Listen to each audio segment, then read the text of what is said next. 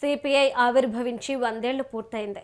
ఈ సందర్భంగా నిర్వహించిన కార్యక్రమాల్లో ఎమ్మెల్యే కూనంనేని సాంబశివరావు సిపిఐ జెండా ఆవిష్కరించారు.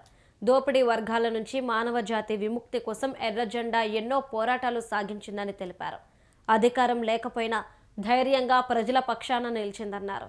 కమ్యూనిజం అనేది పూల పాన్పు కాదని, ఎన్నో ఉద్యమాల చరిత్ర అని అన్నారు. తెలంగాణ సాయుధ పోరాటం ప్రపంచ చిత్రపటంలో నిలిచిందన్నారు.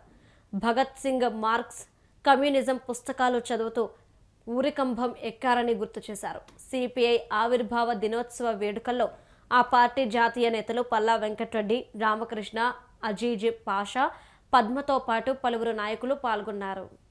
తెలియజేయాల్సిన అవసరం ఉంది. మన భారతదేశంలో మరి ఒక 100 సంవత్సరాలు కలిగిన పార్టీ ఉందంటే ఇది ఒక సిద్ధాంత బలం. అదేవిధంగా మార్క్సిజం, లెనినిజం సిద్ధాంతంతో ఒక నిర్మాణ బలం కలిగి ఉన్నందువల్లనే ఇవాళ ఎన్నికల్లో ఓటమి గెలుపు చూడకుండా 100 సంవత్సరాలు మరి నిరాటంకంగా పార్టీ కొనసాగుతున్నది మనం అందరం చూస్తా ఉన్నాం. రాజకీయాలు పుడుతున్నాయి, పోతున్నాయి, అది గొప్ప పార్టీలు కూడా. కానీ మన పార్టీ అలా కాకుండా 101 సంవత్సరానికి రేపటి నుండి అడుగు పెట్టబోతా ఉన్నాం. భవిష్యత్తు మనదే. అంటే ఈ దేశంలో